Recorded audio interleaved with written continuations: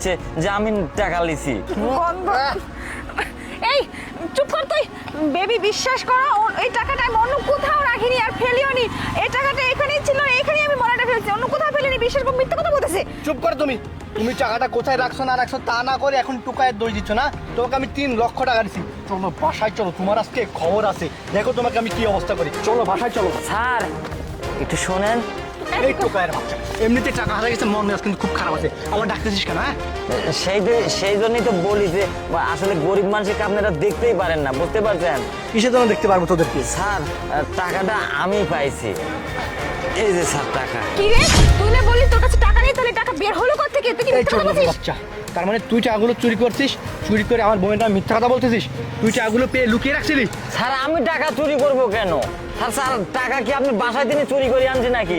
ম্যাডামই তো আমি এই নোংরাগুলি মানে পরিষ্কার করে নিতে লাগছিলাম, আমার গায়ের উপরেই